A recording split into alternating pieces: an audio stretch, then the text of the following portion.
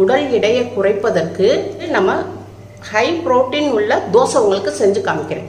இப்போ தேவையான பொருட்கள்: கம்பு ஒரு 250 கிராம் எடுத்திருக்கேன். எடுத்து ஒரு 5 மணி நேரம் ஊற வச்சுருக்கேன்ப்பா. இப்போ இது வந்து முடக்கத்தான் கீரை. முடக்கத்தான் கீரை உங்களுக்கு எந்த கீரை கிடைக்குதோ நீங்கள் அந்த கீரையை எடுத்துக்கலாம். நான் முடக்கத்தான் கீரை எடுத்திருக்கேன்.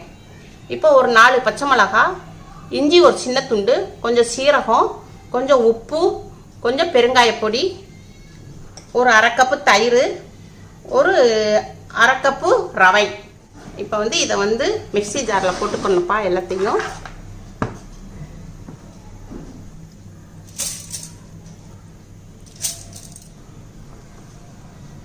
கீரை, முடக்கத்தான் கீரை, நான் முடக்கத்தான் கீரை போட்டிருக்கேன்ப்பா. உங்களுக்கு பாலக்கீரை போட்டுக்கலாம், முருங்கைக்கீரை போட்டுக்கலாம். உங்களுக்கு எந்த கீரை கிடைக்குதோ நீங்கள் போட்டுக்கோங்க.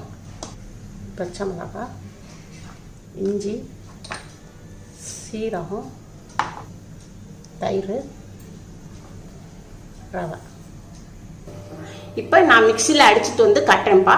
தோசை மாவு ரெடி ஆகும். இப்போ நான் அரைச்சிட்டு வந்துட்டேன்ப்பா. இப்போ நான் அதில் வந்து கொஞ்சம் தண்ணி ஊற்றி தான் அடிச்சிருக்கேன். அதனால நீங்கள் கொஞ்சம் தண்ணி ஊற்றி அடிச்சுக்கோங்க. இப்போ இது கிணத்துல மாற்றி கொஞ்சோண்டு உப்பு, கொஞ்சோண்டு பெருங்காயப்பொடி. இப்போ நல்லா இதை மிக்ஸ் பண்ணிக்கிறோம். தோசை ஊற்றுற அளவுக்கு நம்ம அந்த பதத்தில் இருக்கணும் மாவு. இப்போ நான் உங்களுக்கு தோசை சுட்டு காமிக்கிறேன். இப்போ சட்டி சூடாகிடுச்சுப்பா. இப்போ நம்ம லைட்டாக எண்ணெய் தடவிக்கிறோம். கேஸ் அடுப்பு வந்து ரொம்ப ஹையில் வைக்க வேணாம், சிம்லேயே வச்சுக்கோங்க. கொஞ்சம் சிம்மில் வச்சு தோசை சுடணும்.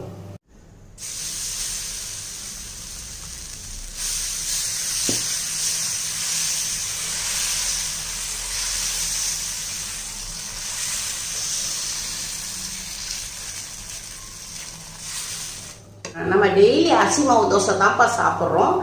அதுக்கு பதிலாக இந்த மாதிரி தோசை செஞ்சு சாப்பிடுங்க. உங்களுக்கு வெயிட் லாஸுக்கு இது ரொம்பவே யூஸ்ஃபுல்லாக இருக்கும். இதில் புரோட்டீன் அதிகமாக இருக்குது. நம்ம உடம்புக்கு தேவையான சத்துக்கள் எல்லாம் நமக்கு கிடைக்கிது.